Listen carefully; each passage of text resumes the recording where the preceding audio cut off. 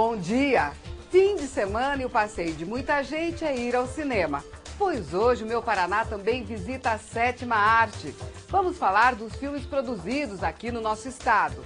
Daqueles documentários em preto e branco do início do século passado até as produções atuais, que têm vencido grandes festivais Brasil afora. Uma história quase tão antiga quanto a própria história do cinema.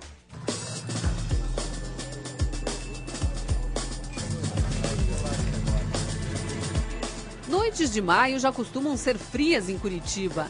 Esta é gelada. Mas quem consegue ficar em casa com tamanha movimentação na rua? Atenção! Ação!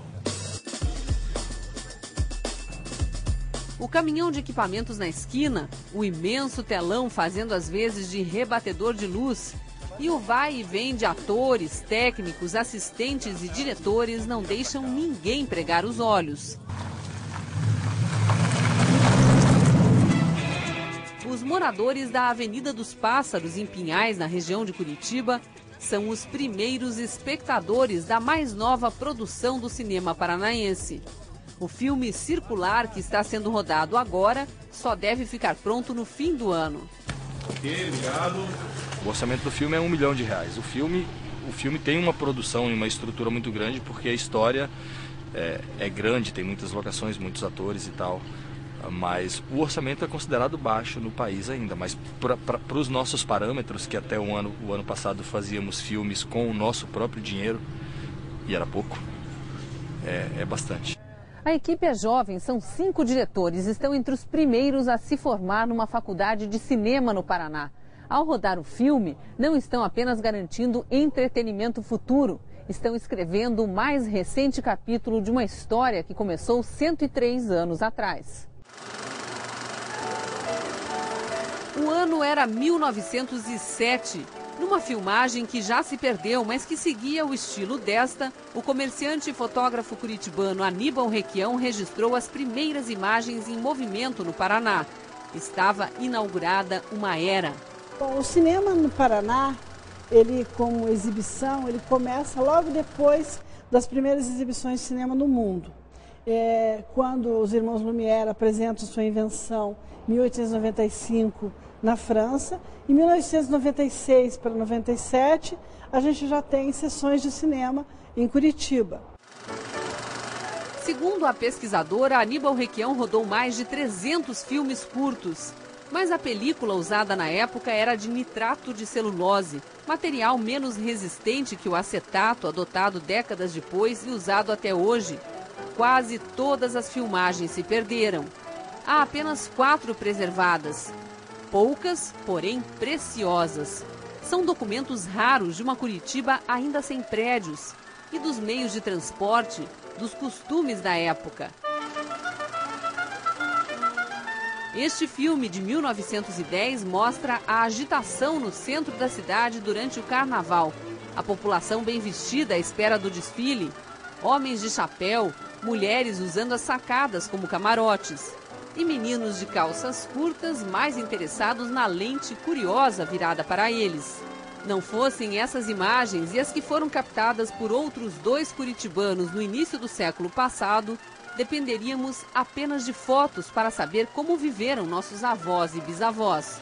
Os primeiros filmes eram filmes de passagem das moças na rua, de paisagens da cidade. Isso quase como mini documentários. Eram documentários. Na realidade, não era o termo documentário ainda aplicado, mas eram documentos, registros do cotidiano.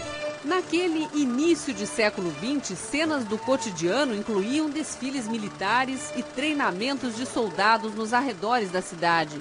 Outro curitibano, João Batista Groff, registrou muitas dessas manobras. Com 21 anos, ele começou a filmar, que foi uma máquina deixada na loja que ele tinha para ser comercializada. Então ele pegou essa máquina e foi experimentar aqui na cidade filmando. E há um terceiro nome, Arthur Rogue, entre os pioneiros do nosso cinema. O Aníbal Requião, mais o João Batista Groff e o Arthur Rogue, são os 3 paranaenses que filmam durante o período mudo.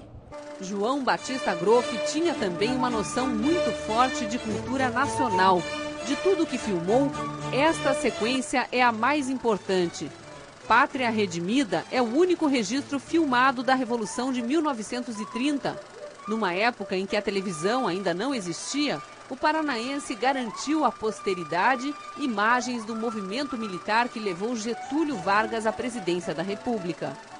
Ele era um visionário, um apaixonado pelo que ele fazia, e ele consegue um uniforme e acompanha o movimento das tropas e segue o movimento revolucionário pelo interior do Paraná, Itararé, São Paulo, e ele registra tudo isso.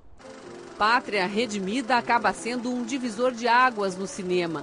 A voz já chegava às telonas. A nova fase, aliás, atrapalhou os planos do terceiro entre os precursores do nosso cinema. O Arthur Rogue tinha uma ideia, uma visão de criar uma indústria cinematográfica. Ele vai aos Estados Unidos, vai a Hollywood, compra equipamento, faz um filme que se chama Hollywood Studios, que mostra os astros e tal. Só que no tempo, ele está em 1929, que é a passagem do cinema mudo para o cinema falado. E o equipamento que ele compra é para cinema mudo. A fase que se seguiu ao cinema mudo estende-se por mais 30 anos. Segue com documentários, só que agora falados. No fim dos anos 60, a terceira fase, já com longas de ficção.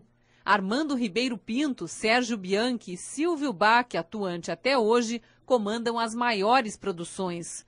Neste período, o cinema ainda era pouco organizado como indústria. Não havia associação de classes, nem cursos para a formação de profissionais. Sequer preocupação estatal em preservar o que era produzido. Mas a criatividade dos nossos cineastas desafiava todos os poréns e estimulava novas gerações a buscar seu lugar ao sol.